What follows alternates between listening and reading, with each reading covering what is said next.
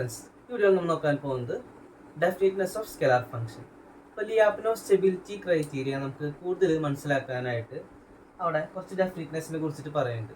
അപ്പോൾ അതിൽ first one positive ഡെഫിനിറ്റ്നെസ്. അപ്പോൾ നമ്മൾ ഒരു ഫംഗ്ഷൻ വി ഓഫ് എക്സ് എന്ന് പറയുന്നത് അതിൻ്റെ വാല്യൂ പോസിറ്റീവ് ആണെങ്കിൽ നമുക്ക് അതിനെ എന്ത് പറയാം? പോസിറ്റീവ് ഡെഫിനിറ്റ് ആണെന്ന് അവിടെ പറയാം. ഇത് four all non zero States. അപ്പോൾ അതായത് ഏത് വാല്യൂ നമ്മൾ അവിടെ എക്സിനെ കൊടുത്തു കഴിഞ്ഞാലും അതിൻ്റെ വാല്യൂ എന്ന് പറയുന്നത് നമുക്ക് എന്ത് കിട്ടും? പോസിറ്റീവ് ആണെങ്കിൽ. ആൻഡ് ഒറിജിനിൽ അതിൻ്റെ വാല്യൂ എന്ന് പറയുന്നത് സീറോ ആയാലും കുഴപ്പമില്ല. അതായത് വി ഓഫ് സീറോ എന്ന് പറയുന്നത് സീറോ ആയാലും കുഴപ്പമില്ല, അതായത് അറ്റ് ദ ഒറിജിൻ. അതല്ലാത്ത എല്ലാ പോയിന്റ്സിലും അവിടെ അതിൻ്റെ വാല്യൂ എന്ന് പറയുന്നത് പോസിറ്റീവ് ആയിരിക്കും. For example, V of x is equal to x1² + x2². ഇവിടെ x1നും x2നും നമ്മൾ ഏത് വാല്യൂ, അത് പോസിറ്റീവ് ആണെങ്കിലും നെഗറ്റീവ് ആണെങ്കിലും അവിടെ സ്ക്വയർ ഉള്ളതുകൊണ്ട് നമുക്ക് അവിടെ പോസിറ്റീവ് ആയിരിക്കും വരാം. അപ്പം അതുകൊണ്ട് നമുക്ക് എന്ത് പറയാം? അതൊരു പോസിറ്റീവ് ഡെഫിനിറ്റ് ആണ് നമുക്ക് അവിടെ പറയാം. അപ്പോൾ ഇങ്ങനെയാണ് അവിടെ പോസിറ്റീവ് ഡെഫിനിറ്റ്നെസ് നമ്മളിവിടെ ചെക്ക് ചെയ്യുക. അതിൻ്റെ വാല്യൂ എന്ന് പറയുന്നത് അവിടെ പോസിറ്റീവ് ആയിരിക്കും കിട്ടുക for all non zero states. Next one is negative definiteness. നമ്മൾ ഫംഗ്ഷൻ വി ഓഫ് എക്സ് എന്ന് പറയുന്നത് നെഗറ്റീവ് ഡെഫിനിറ്റ് ആണെന്ന് പറയാം എപ്പോഴാണെങ്കിൽ മൈനസ് വി ഓഫ് എക്സ് എന്ന് പറയുന്നത് പോസിറ്റീവ് ഡെഫിനിറ്റ് ആണെങ്കിൽ. അപ്പോൾ അതിൻ്റെ ഒരു എക്സാമ്പിളാണ് നമ്മളിവിടെ കൊടുത്തിട്ടുള്ളത്. V of X is equal to -x1² - x2². നമുക്ക് ഇവിടെ മൈനസ് ഉള്ള കാരണം, രണ്ട് ടേമിലും നെഗറ്റീവ് ഉള്ള കാരണം കൊണ്ട് നമുക്ക് എന്ത് വരും? ഇവിടെ x1നും x2നും ഏത് വാല്യൂ കൊടുത്തു കഴിഞ്ഞ് കഴിഞ്ഞാലും നമ്മുടെ ഈ ഫംഗ്ഷൻ്റെ വാല്യൂ നെഗറ്റീവ് ആയിട്ട് വരും അല്ലേ? അപ്പോൾ നമ്മൾ എന്ത് ചെയ്യേണ്ടത്? നമ്മൾ negative of V of x നമ്മൾ ചെക്ക് ചെയ്യണം. അത് പോസിറ്റീവ് ഡെഫിനിറ്റ് ആണെങ്കിലാണ് അവിടെ എന്താവുക? അവിടെ നെഗറ്റീവ് ഡെഫിനിറ്റ് ആവുന്നത്. അടുത്തത് പോസിറ്റീവ് സെമി ഡെഫിനിറ്റ്. നമുക്ക് ഒരു ഫംഗ്ഷൻ്റെ വാല്യൂ കൊടുക്കുമ്പോൾ അവിടെ ഒറിജിനൽ അല്ലാണ്ട് നമുക്ക് വേറെ ഏതെങ്കിലും പോയിന്റിൽ ആ ഫംഗ്ഷൻ്റെ വാല്യൂ സീറോ ആവുന്നുണ്ട്.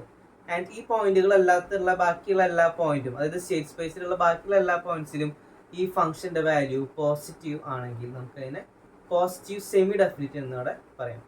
അതാണ് അവിടെ എഴുതിയിട്ടുള്ളത്.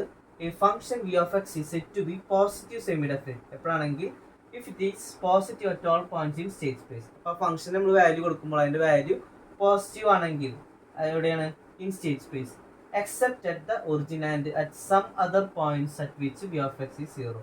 അതായത് ഒറിജിൻ അല്ലാണ്ട് നമുക്ക് എന്താണ് വേറെ ഏതെങ്കിലും പോയിന്റിൽ ആ ഫംഗ്ഷൻ്റെ വാല്യൂ സീറോ ആവുണ്ടാവും. അപ്പോൾ അതിൻ്റെ ഒരു എക്സാമ്പിൾ നമ്മൾ കൊടുത്തിട്ടുണ്ട്. V of X is equal to x1 + x2² എന്ന് പറയുമ്പോൾ നമ്മൾ x1 x2 നമ്മൾ വാല്യൂ കൊടുക്കുകയാണ്. സപ്പോസ് 1 ആൻഡ് -1 നമ്മൾ കൊടുക്കുകയാണ്. അപ്പോൾ ആ ഫംഗ്ഷൻ്റെ വാല്യൂ എന്താവും? 1 - 1 എന്ന് പറയുമ്പോൾ അത് സീറോ ആവും അല്ലേ?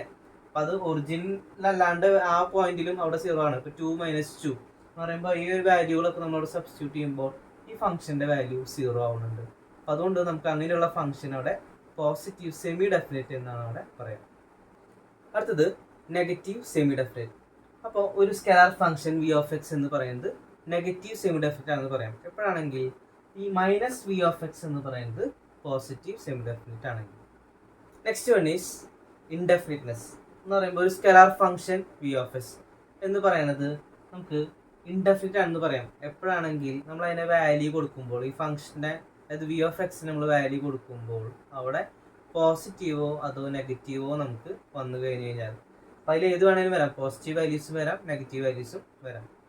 അപ്പോൾ അവിടെ ഒരു എക്സാമ്പിൾ ഇവിടെ കൊടുത്തിട്ടുണ്ട്. വി ഓഫ് എക്സ് എന്ന് പറയുന്നത് x1 x2 + x2². അപ്പോൾ ഇതിൽ ഏതെങ്കിലും ഒരു വാല്യൂ നെഗറ്റീവ് ആണ് വിചാരിക്കാം, x1 നെഗറ്റീവ് ആണ് വിചാരിക്കാം.